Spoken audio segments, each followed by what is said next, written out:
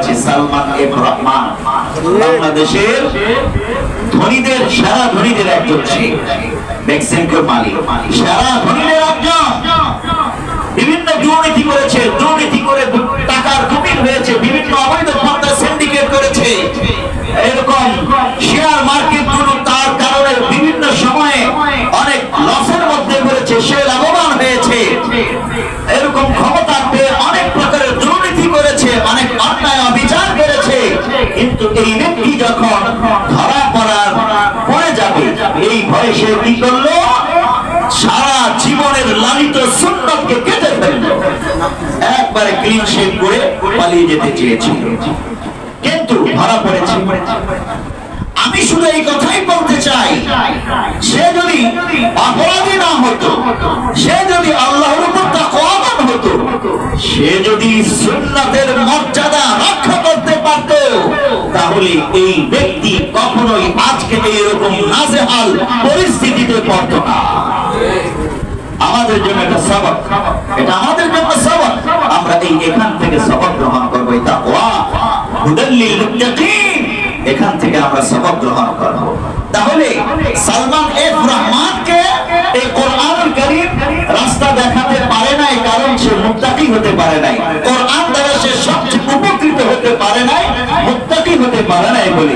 সে যদি মুত্তাকি হতো, হারাম তো করতোই না, সন্দেহজনক কাজের মধ্যে সে প্রবেশ করতো না। আমাদের জন্য এটা সবক, আমরা আজ থেকে এই সবক রক্ষা করবো ইনশাআল্লাহ। প্যারে হাজিরিন,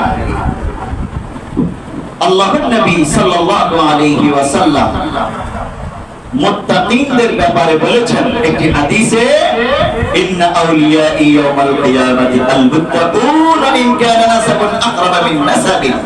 কিয়ামতের ময়দানে যারা মুত্তাকি হবে তারাই হবে আমার নিকটতম বন্ধু। সুবহানাল্লাহ। আমরা আল্লাহর নবীর নিকটতম বন্ধু হব ইনশাআল্লাহ। আল্লাহর নবী আরো বলেন, ওয়া ইন কানা নাসাবুন আকরাবা মিন নাসাবি, যদিও রক্তের বন্ধনের যে আত্মীয়, সেই আত্মীয়র নিকটবর্তী আত্মীয়র চেয়েও একজন মুত্তাকি রাসূলের নিকটবর্তী আত্মীয় বলে গণ্য হবে। রক্তের আত্মীয়র চেয়েও একজন মুত্তাকি রাসূলের নিকটবর্তী হবে। আমরা মুত্তাকি হতে পারলে হাশরের ময়দানে আমরা রাসূলের কাছে দাঁড়াবো। আবু বকর পাশে দাঁড়ানো, ওসমান রাদিয়াল্লাহু তাআলা আনহু, হযরত ওমর ইবনে খাত্তাব রাদিয়াল্লাহু তাআলা রাসূলের পাশে দাঁড়ানো। আমি যদি মুত্তাকি হতে পারি, আমিও ওই আবু বকর, ওমর, ওসমান রাদিয়াল্লাহু তাআলার সাথে রাসূলের পাশে দাঁড়াতে পারবো, জান্নাতে একান্তে থাকতে পারবো ইনশাআল্লাহ। আল্লাহ তাআলা আমাদেরকে মুত্তাকি হওয়ার তৌফিক দান করুন, আমিন।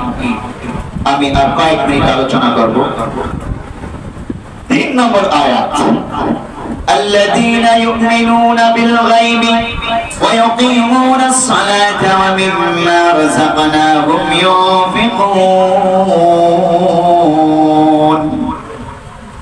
এখন আল্লাহ রাব্বুল আলামিন তো এই কোরআনুল কারীমে একটা একটা করে বয়ান দিলেন যে মুত্তাকি কারা। পাঁচটা বৈশিষ্ট্য আল্লাহ তাআলা বর্ণনা করেছেন এই মুত্তাকিদের।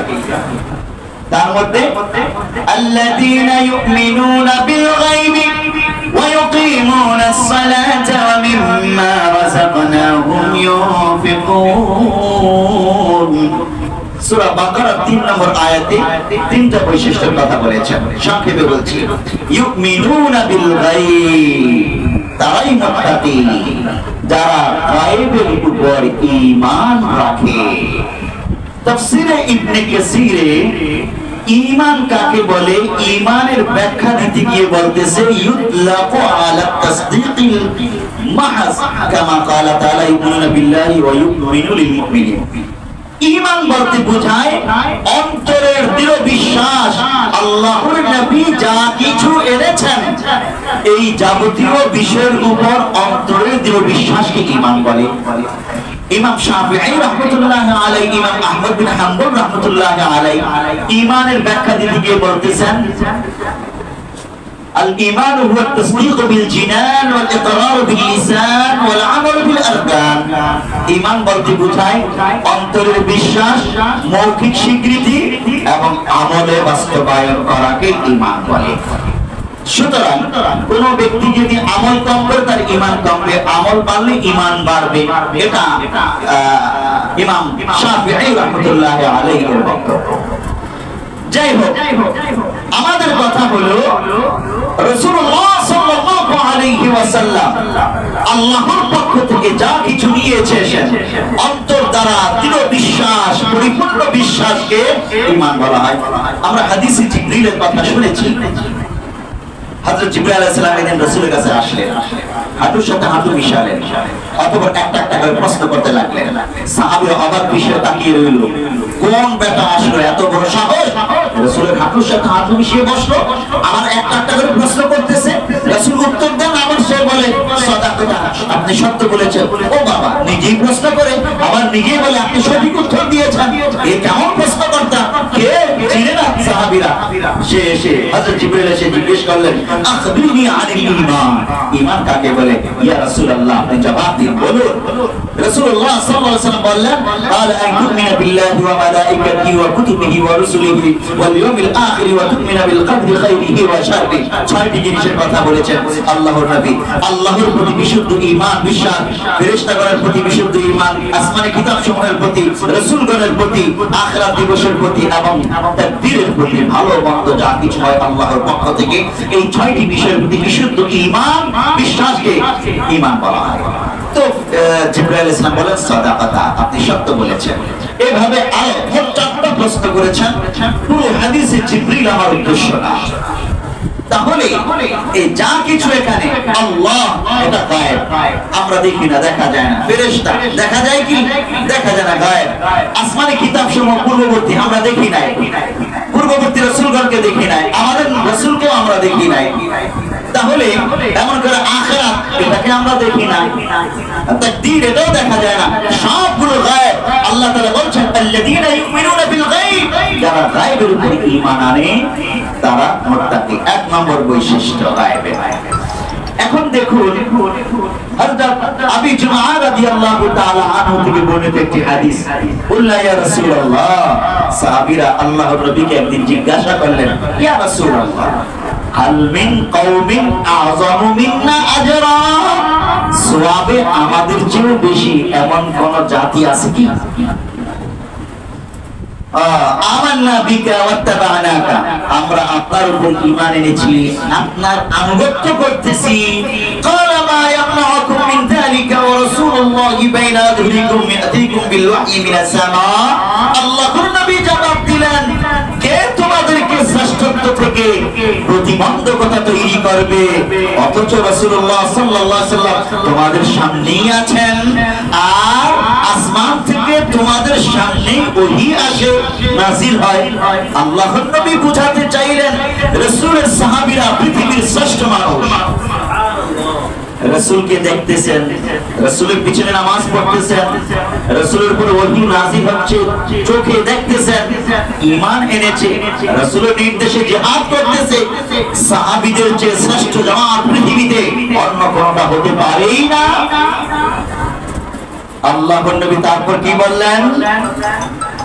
দেখুন এবার, বাল কওমুম বাদাকুম ইয়াতিকুম কিতাবুম মিন বাইনি লাওহাইনি ইউমিনুনা বিহি ওয়া ইয়ামালুনা বিমা ফীহি, কিন্তু তোমাদের পরে এমন একটা জাতি আগমন করতেছে, এই কোরআনুল কারীম যেটা মলাক পড়ত, একটি পাণ্ডুলিপি, এই কোরআনুল কারীম তাদের সামনে থাকবে, তারা এই কোরআনের উপর ঈমান আনবে এবং ওয়ায়ামালুনা বিমা ফীহি, কোরআনের ভিতরে যা কিছু আছে তার উপর আমল করবে।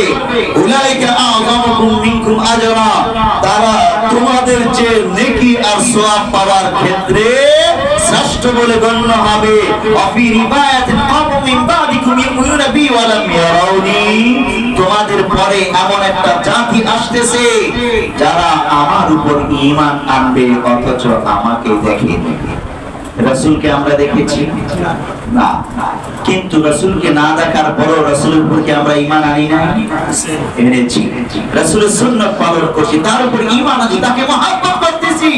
আল্লাহর নবী বললেন, ওই ব্যক্তিরা যারা আমাকে না দেখো আমার উপর পরিপূর্ণ মহব্বত করলো আর এই কোরআনকে বিশ্ব হলো ও আমার সাহাবীরা, সওয়াব পাওয়ার ক্ষেত্রে তারা তোমাদের চেয়ে অগ্রগণ্য। সুবহানাল্লাহ। আমরা এবার রাসূলের এই হাদিসের উপর বিশ্বাস স্থাপন করে বুকে হাত থেকে বলতে পারবো, আল্লাহকে সাক্ষী রেখে বলতে পারবো, আয় আল্লাহ, আমরা তোমার নবীকে দেখি নাই কিন্তু পরিপূর্ণ বিশ্বাস স্থাপন করেছি, তাকে অনুসরণ করছি। আয় আল্লাহ, তোমার নবীর উপর অবতীর্ণ এই কোরআনের উপর আমরা আমল করতেছি। আয় আল্লাহ, তোমার নবী যেই ফজিলতের কথা বলেছেন আমাদের জন্য, এই আমলের কারণে সাহাবীদের চেয়েও আমরা বেশি নেকি সওয়াব পাবো, এই বিশ্বাস স্থাপন করি। আলহামদুলিল্লাহ। রাসূলের কথা এটা, সাহাবীদের চেয়ে আমাদের মর্যাদা বেশি, এটা কিন্তু রাসূল এখানে বলেন। ওই অংশটা আল্লাহর নবী আগেই বলেছেন যে তোমাদের চেয়ে শ্রেষ্ঠ কে হতে পারে, এটা তো সম্ভবই না। কিন্তু সওয়াব পাওয়ার ক্ষেত্রে তোমরা এখন আমাকে দেখে দেখে নেকি কামাই করতেছো, আর ওরা না দেখে বিশ্বাস করবে নেকি কামাই করবে, তাহলে আল্লাহ তাআলা তোমাদের সওয়াবের চেয়ে এই ক্ষেত্রে তাদেরকে সওয়াব বেশি দেবে, আমাদেরকে বেশি দেবে, আল্লাহর নবী বলেছেন। কিন্তু এর অর্থ এটা নয় সাহাবীদের চেয়ে আমরা শ্রেষ্ঠ। খবরদার, সাহাবীরা আমাদের চেয়ে লক্ষ কোটি গুণ শ্রেষ্ঠ, তাদের মর্যাদা আমাদের চেয়ে লক্ষ কোটি গুণ বেশি। সাহাবীরা যে ঘোড়ায় চড়ে রাসূলের সাথে জিহাদের ময়দানে গিয়েছে, সেই ঘোড়ার নাকের উপর যে ধুলো বেশি বসেছে, ওই একটি ধুলোকণার সমান মর্যাদাও আমাদের নেই। কিন্তু এই জায়গায় শুধু রাসূলকে না দেখার পরেও যেহেতু আমরা ঈমান এনে পরিপূর্ণভাবে সাহাবীদের মতোই আমল করতেছি, রাসূলের আনুগত্য করছি, আমাদের সওয়াব আল্লাহ বেশি দেবেন। এইটাই কম কি? আল্লাহ তাআলা আমাদেরকে তেমন মুত্তাকি হওয়ার তৌফিক দান করুন, বলি আমিন। ওয়ায়ুকিমুনাস সালাহ, 2 নম্বর বৈশিষ্ট্য, ওয়ায়ুকিমুনাস সালাহ, এবং যারা নামাজ কায়েম করে তারা মুত্তাকি। নামাজ কায়েমের অর্থ কি? ইকামাতুস সালাহ এর অর্থ কি? ইকামাতুস সালাহ এর অর্থ তাফসীর ইবনে কাসীর লিখেছে, হযরত ইবনে আব্বাস রাদিয়াল্লাহু তাআলা আনহু থেকে বর্ণিত, আন ইবনে আব্বাস, ইকামাতুস সালাহ আই ইতমামুর রুকু' ওয়াস সুজুদ ওয়া তিলাওয়াতি ওয়াল খুশু' ওয়াল ইকবাল আলাইহা ফিহা। এক কথায় রুকু সিজদা পরিপূর্ণ করা, সুন্নাত নিয়ম পদ্ধতিতে তিলাওয়াত বিশুদ্ধভাবে করা, খুশু খুজু পরিপূর্ণ, এবং এই নামাজ যাবতীয় ফরজ ওয়াজিব সুন্নাত মুস্তাহাব ঠিক রেখে নিজে আদায় করা আর নিজের অধীনস্থ ব্যক্তিদেরকে সেইভাবে আদায় করানো, এটাকে বলা হয় ইকামাতুস সালাহ। আমি নামাজ পড়ছি, আমার মাদ্রাসার ছাত্ররা পড়ছে না, আমি প্রিন্সিপাল হিসেবে অপরাধী। কিন্তু এরকম মাদ্রাসা কি আছে? নাই। সব মাদ্রাসা নামাজ পড়ে। আমি নামাজ পড়ছি কিন্তু আমার স্কুলের ছাত্র ছাত্রীরা নামাজ পড়ছে না, আমি বাধ্য করছি না, আমি অপরাধী। এরকম স্কুল আছে কি? আছে। ইউনিভার্সিটি আছে। আমি নামাজ পড়ছি কিন্তু আমার নাগরিকরা নামাজ পড়ছে না, আমি এমপি, মন্ত্রী, প্রধানমন্ত্রী, প্রেসিডেন্ট, আমি নামাজের অর্ডার করছি না, আমি অপরাধী। এই ইকামাতুস সালাহ। তাহলে আমরা রাষ্ট্রীয়ভাবে, সামাজিকভাবে, পারিবারিকভাবে, প্রাতিষ্ঠানিকভাবে কে কতটুকু ইকামাতুস সালাহ করছি সেটার উপর আমি মুত্তাকি কিনা গণ্য করা হবে। 3 নম্বর, আল্লাহ তাআলা বলেন ওয়া মিম্মা রাযাকনাহুম ইউনফিকুন, আর আমি যে সম্পদ দিয়েছি, রিজিক দিয়েছি, তা থেকে যারা খরচ করে। সম্পদ দিয়েছেন আল্লাহ, বান্দা নিজে সম্পদ কামাই করতে পারে না আল্লাহ তাআলা যদি যোগ্যতা না দেন। ইউনফিকুন দ্বারা উদ্দেশ্য কি? তাফসীর ইবনে কাসীরের মধ্যে লিখেছে, ইউনফিকুন দ্বারা উদ্দেশ্য হলো নফল সাদকা, সাদকাতুল ফিতর এবং যাকাত, ওয়াজিব সাদকা, ফরজ সাদকা, নফল সাদকা, সব কিছু এটার অন্তর্ভুক্ত। এমন কি তাফসীর ইবনে কাসীর লিখতেছে, একজন ব্যক্তি তার সন্তানের পিছনে, পরিবারের পিছনে যে টাকাটি খরচ করছে, এটাও তার নেকি এবং সওয়াব পাবে, সে মুত্তাকি বলে গণ্য হবে। কেউ যদি পরিবারের ভরণ পোষণে গাফলতি করে, এই ব্যক্তি মুত্তাকি হবে না। সাবধান, অনেক বান্দা পরিবারের ভরণ পোষণে, সন্তানদের ভরণ পোষণে গাফলতি করে, স্ত্রীকে দূরে রাখে, দেয় না, মাকে দেয় না, বাবাকে সম্পদ যথাযথ দেয় না, সন্তানের পিছনে খরচ করে না, সে গাফলতি করছে বলে গণ্য হবে। নামাজ রোজা হজ যাকাত করলেও মুত্তাকি বলে গণ্য হবে না সে। আর যাকাত এটা তো দিতেই হবে, নফল দান সদকা এই সব কিছু ইনফিকুন এর অন্তর্ভুক্ত। আমি সংক্ষেপে বলছি কথাগুলো। 4 নম্বর, ওয়াল্লাযীনা ইউমিনুনা বিমা উনজিলা ইলাইকা ওয়া মা উনজিলা মিন ক্বাবলিক ওয়া বিল আখিরাতি হুম ইউকিনুন। ওয়াল্লাযীনা ইউমিনুনা বিমা উনজিলা ইলাইক, আর যারা ঈমান আনে হে নবী আপনার উপর যা নাযিল হয়েছে এবং আপনার পূর্ববর্তীদের উপর যা নাযিল হয়েছে, আসমানি গ্রন্থ কোরআনুল কারীমের উপর পরিপূর্ণ এই বিশ্বাস রাখা যে এই মহাগ্রন্থ আল কোরআনই সর্বোচ্চ শান্তি দিতে পারে, রাষ্ট্র সমাজ পরিবারে সর্বোচ্চ শান্তির সংবিধান হতে পারে, এটা বিশ্বাস স্থাপন করা। এবং পূর্ববর্তী আসমানি গ্রন্থগুলো যত নবীর উপর যত গ্রন্থ নাযিল হয়েছে সবগুলোর উপর পরিপূর্ণ বিশ্বাস স্থাপন না করা পর্যন্ত মুত্তাকি হতে পারবে না। 5 নম্বর, ওয়া বিল আখিরাতি হুম ইউকিনুন, এবং আখিরাতে তারা দৃঢ় বিশ্বাস স্থাপন করে। আখিরাত আছে, আখিরাত বলতে কি বোঝায়? তাফসীরে ইবনে কাসির লিখতেছে আখিরাত বলতে মৃত্যুর পরবর্তী কবর, আর ইল্লিয়িন, সিজ্জিন, তারপরে হাশরের ময়দান, ফুলসিরাত, বিচার, হিসাব নিকাশ, জান্নাত জাহান্নাম, এই যাবতীয় বিশাল যে চ্যাপ্টার রয়েছে পুরোটাই আখিরাত। হাশরের ময়দানে আল্লাহর দরবারে দাঁড়িয়ে আমার প্রত্যেকটা আমলের পুঙ্খানুপুঙ্খ হিসাব দিতে হবে। এই আকীদা বিশ্বাস লালন করা আখিরাতের অংশ। কোন ব্যক্তি যদি পরিপূর্ণ বিশ্বাস আখিরাতের উপর করতে পারে, ওই ব্যক্তিকে সঠিক রাস্তায় রাখার জন্য পুলিশ লাগবে না, র্যাব, বিজিবি লাগবে না, তার জন্য কারাগার লাগবে না, কারণ সে আল্লাহকে এতটা ভয় করে, আখিরাতকে এতটা ভয় করে, এই ব্যক্তি গুনাহ করেই না, দুর্নীতি করে না, বেঈমানি করে না, বেনামাজি হয় না, মদ খায় না, জেনা ব্যভিচার করে না, মানুষকে কষ্ট দেয় না, মিথ্যা মামলায় কাউকে ফাঁসিয়ে দেয় না, জুলুম নির্যাতন নিপীড়ন করে না। এইভাবে এই বান্দা আখিরাতে বিশ্বাস থাকার কারণে তার জন্য কারাগারের প্রয়োজন পড়ে না। কারাগারের প্রয়োজন পড়ে অপরাধীদের জন্য। প্যারে হাজির, তো আল্লাহ তাআলা পঞ্চম বৈশিষ্ট্যের কথা বললেন, ওয়াবিল আখিরাতি হুম ইউকিনুন। এরপর আল্লাহ তাআলা পঞ্চম আয়াতে বলছেন উলাইকা আলা হুদাম মির রাব্বিহিম ওয়া উলাইকা হুমুল মুফলিহুন, এরাই হলো তাদের রবের পক্ষ থেকে হিদায়াত প্রাপ্ত, ওয়া উলাইকা হুমুল মুফলিহুন, আর এই গুণ বৈশিষ্ট্য অর্জনকারী ব্যক্তিরাই সফলকাম দুনিয়াতে আখিরাতে। সফলতার চাবিকাঠি কি? উন্নতির চাবিকাঠি কি? ডিবেট হয় বিষয়ের উপর, বিভিন্ন সেমিনারে আলোচনা উপস্থাপন হয়, কিন্তু আল্লাহ তাআলা বলছেন সফলতার চাবিকাঠি এই 5টি বিষয়, উন্নতির চাবিকাঠি এই 5টি বিষয়। ক্ষমতা উন্নতির চাবিকাঠি নয়, সম্পদ উন্নতির চাবিকাঠি নয়, এমনি করে এমপি হয়ে যাও, মন্ত্রী হয়ে যাও উন্নতির চাবিকাঠি নয়, বড় ডিগ্রি অর্জন করা উন্নতির চাবিকাঠি নয়, বিজ্ঞানী হয়ে যাওয়া উন্নতির চাবিকাঠি নয়। কোরআন অনুযায়ী, হাদিস অনুযায়ী, রাসূলের সুন্নাহ অনুযায়ী যেই ব্যক্তি এই সূরা বাকারার 4টি আয়াতে বর্ণনা করা 5টি বৈশিষ্ট্য অর্জন করতে পারবে, ওই ব্যক্তি উন্নতির চাবি অর্জন করলো, সেই সফলকাম, সেই উন্নতির শীর্ষ চূড়ায় পৌঁছেছে বলে গণ্য হবে দুনিয়াতে এবং আখিরাতে। আসুন আমরা নিজেরাও সফলকাম হই, উন্নতির শীর্ষ চূড়ায় পৌঁছি, আমাদের সন্তানদেরকে সেইভাবে গড়ে তুলি, সন্তানদের কোরআন হাফেজ আলেম বানিয়ে শ্রেষ্ঠ চরিত্রবান সাহাবীদের মতো তৈরি করি, তবেই আমরা আল্লাহর দরবারে মুত্তাকি হিসেবে রাসূলের সাথে জান্নাতে অবস্থান করতে পারবো। আল্লাহ তাআলা আমাদেরকে এই কথাগুলো বুঝার, মানার, আমল করার তৌফিক দান করুন। আমিন। ওয়া মা আলাইনা ইল্লাল বালাগ।